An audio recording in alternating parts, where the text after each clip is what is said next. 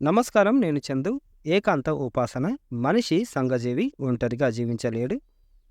జంటగా, సమాజంలో ఒక సభ్యుడిగా ఉండాలని కోరుకుంటాడు. దశల వారీగా జీవిత పాఠాలు నేర్చుకున్న మనిషి ఆ ఒంటరితనాన్ని ఏకాంతంగా మలుచుకుంటాడు.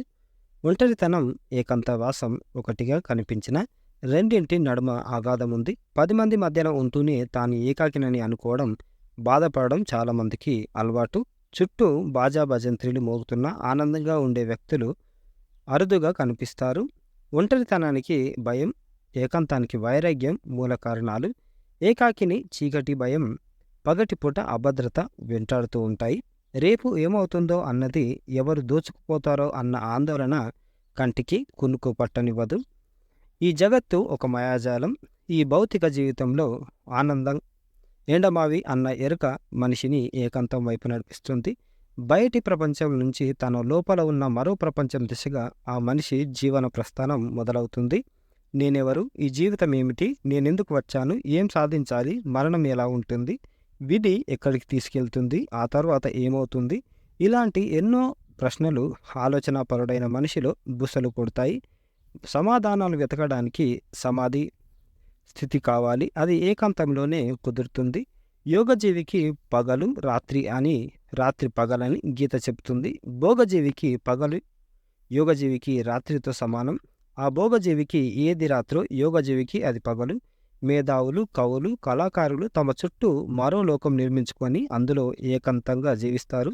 పూర్వం ఋషులు పర్ణశాలల్లో తలదాచుకొని అడవిలో తపస్సు చేసుకునేవారు.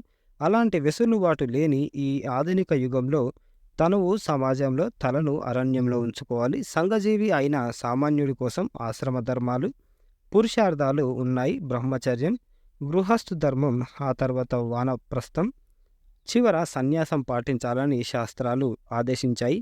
భక్తి, జ్ఞాన వైరాగ్యాలతో ధర్మార్థ కామాలను ఆచరిస్తూ పరమ పురుషార్థమైన మోక్షం పొందవచ్చు. అంచెలంచెల మోక్షం అంటే ఇదే. పాము కుబుసం విడిచినట్టు సంసార బంధాల నుంచి విముక్తి పొందితే ఆ మనిషి అవుతాడు. జీవన్ముఖుడు ఈ జీవంలోనే జీవిస్తూ తోటి వారికి సాయం చేస్తాడు. ఆధునిక ప్రపంచంలో ఒంటరితనం తన జాడ్యంగా మారింది. అనారోగ్యానికి చిరునామా అయింది. అనాదిగా భారతదేశం యోగ భూమిగా పేరెన్నికగన్నది. ఆధునిక విజ్ఞానం పట్ల మోజు పెరిగి మూలాలను కోల్పోతుంది. ధ్యానం యోగంలో ఒక భాగం.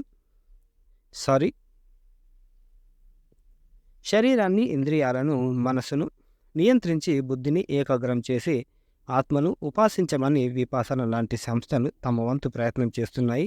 ప్రభుత్వం ప్రపంచ యోగా దినం ఘనంగా జరుపుతుంది. అన్నిటికన్నా మిన్న ఆత్మ సంయమనం. అన్నింటిలో ఉన్నది ఒకటే ఆత్మ అన్న భావన ఏకాంతానికి నిచ్చెన. నేను వేరు, ఇవన్నీ వేరు అన్న తలుపు ఒంటరితనపు తలుపు. ఏకాంతం కోరుకోవడం అంటే మానసిక స్వాతంత్రాన్ని స్వాగతించడం. మనసే బంధానికి, మోక్షానికి కారణం కాబట్టి మనోజయానికి కావలసిన వాతావరణాన్ని ఎవరికి వారే ఏర్పరచుకోవాలి. ఏకమే అనేకం అన్న సత్యజ్ఞానం ఒంటరితనానికి ప్రాకారం, ఏకాంత జీవితానికి శ్రీకారం అని ఉప్పు రాఘవేంద్రరావు గారు రాసిన అంతర్యామి ఇది. ఇదన్నమాట ఏకాంత ఉపాసన. లైక్ చేయండి, షేర్ చేయండి, సబ్స్క్రైబ్ చేయండి. Thank you. ధన్యవాదాలు.